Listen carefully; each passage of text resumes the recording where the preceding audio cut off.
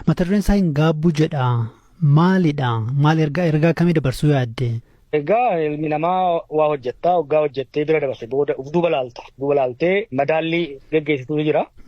Jiruu siyaasaa kana keessatti aarsaa guddaan kafale. Hojii baay'ee soo hojjedhee milkaa'innas nan qaba. Kana laalee waggaan madaalu aarsaan kafaleefis waan hin milkaa'ee jiruuf aarsaan sunis garaan hin nyaatu. Kan jedhudha kan biraa immoo hojii hojjechaa ture keessatti namootni aaroo danda'anii gareelee muufatan jiraachuu danda'anii namoota walitti bu'uun jira.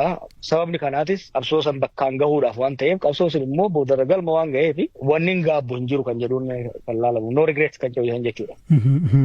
Amma yeroo akkamii barreesse tarii yeroo mana hidhaatti barreessite moo eegasii booda barraa'e moo?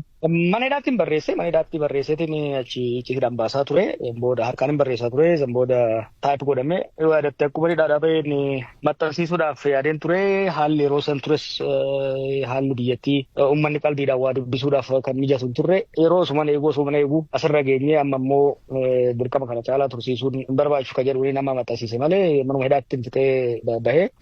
Kitaabni kun afaan lamaan qophaa'ee yoo dogoggoruu baadhee miire? Jalqaba afaan Oromootiin barreeffame. Booda gana afaan Amaaraatti jijjiirame. Afaan Ingiliziitiinis hiikamee jira garuu gulaalamee yeroodhaan gahuu hin dandeenye. Yeroo amma tokko booda kan afaan Ingiliziis ni ba'a garuu amma kan afaan Amaaraatii fi kan afaan Oromoo lamaanuu qophaa'ee jira. Kitaaba uummata barreessite keessatti wanti addatti namni eegu yookiin immoo kana dura hin dubbanne namni yookiin immoo waan haaraa kan duratti ifan goone uummati argachuu danda'a.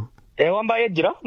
Waan hojjetame gartee waggoonni keessa dabarre kun yeroo waa hedduun saffisaan jijjiiramaa turani. Kanaaf waan baay'ee argatu jedhee yaada. Bakka nufi jirurra ilaalcha kiyyarraa waan inni yeroo san yaadadhurraa waan hin barreessee fi waan hedduu argatu jedheeti yaada. Tarii haala siyaasa Itoophiyaa keessa jiru irratti waan furmaata keeku waan keessa dabarte waa'ee isaas hin tuqaa. Kitaabni mana hidhaatti hin barreesse actually kitaaba lama kutaa lamatti hin barreesse waa'ee hangammaa keessa dabreeti.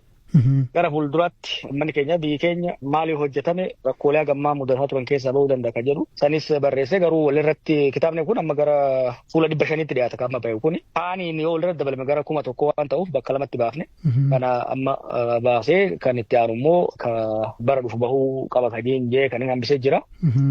Amma torban dhufu keessa Naayiroobii keessa akka eebbisiistuudha kanatti ifa goote tarii Itoophiyaa keessa eebbisiisuudhaaf yaanne moo haalatummoo jenne? Yaanne turree haalli mijachuu hin dandeenye.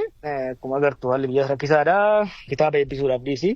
Namni hafuuruma baafachuuf haala ulfaataa jira. Kanaaf asitti eebbisuun filatame. Actually inni dura gara biyya Awurooppaatti eebbisuudhaaf yaadee ture. Garuu hawaasni asii kun asitti eebbisuu qabna jedhanii na gaafannaan hin tole jee asirraa eegalee sammuu Jarmanii biyyoota UK gara Ameerikaatti deemee kan eebbifamu ta'a. Kitaaba kun tarii amma haala Itoophiyaan keessa jirtuun gaafa laallennu amma maaliif eebbisiisuu barbaadde? Addatti akka nama siyaasaatti wanti yaaddee wanti akeekte jira?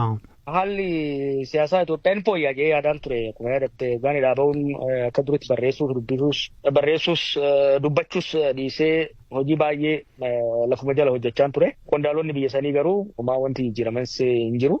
Kanaaf kana caalaa eeguun homaa wanti fooyyaan guddaan argamuu waan hin dandeenyeef baafnee hamma tokko uummannis akka irratti dubbatuuf hojii gara fuulduraa hojjechuudhaaf karoorfanneefis uummata wajjinis mari'achuudhaaf diskoors uummata keessatti akka uumamuuf yaadudha. Kanaaf amma kitaaba kanarraa uummati yaada akkamii naa kenna jettee yaadda yookiin immoo riyaakshinii akkamii eegda uummatarraa?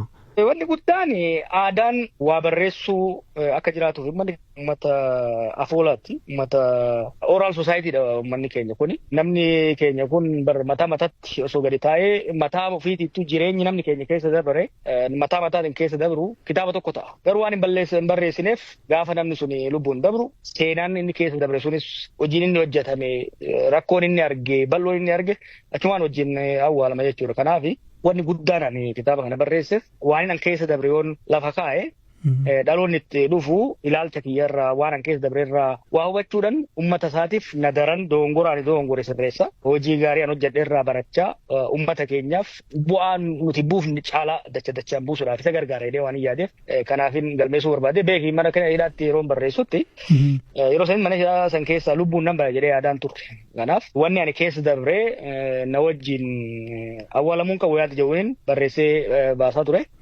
Boodas kaammas hoggan laalu wanni barraa'e kun uummata bira gahuun dhaloota dhufuuf waa takka guduunfuu ta'a jedhee yaadeetiin bifa saniin dhiyeesse. Mana hidhaatii lubbuudhaan nan baay'ee yaadneette tarii addatti wanti kana dura nuti hin dhageenye wanti si mudatee jira moo haalli manumti hidhaa si hin mijanne?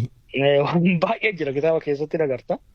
Gaafuma qabamne irraa kaasee gaafuma qabne sanuu lubbuudhaan qabamne mana hidhaa seenuun raajii waaqaati. San boodas mana hidhaattis waa hedduu ture kana hunda keessa dabree lubbuun ba'uun kiyya anaa hunda ajaa'iba. Garuu yeroo mana hidhaa ture sanitti wantoonni dhaga'amu, wantoonni an argu, wantoonni odeeffannoon nagaan irraa ka'ee lubbuun achi keessaa bahee seenaa kana himuu nan danda'ee waan hin yaadneef barreessee. Kan biraa immoo manni hidhaa yeroo sii kenna yeroo tasgabbooftee barreessuudhaaf qabda. Hojii biraas hin qabdu. Barreessuuf dubbisuun alatti saniifis na gargaare. Akeekni guddaan garuu mana hidhaa san keessatti yoon mana hidhaa san keessaa lubbuun ba'uu baadde manni keenya waan tokko waan an keessa dabre akka beekuu fi dhaloonni dhufus akka waan tokko irraa hubatuuf.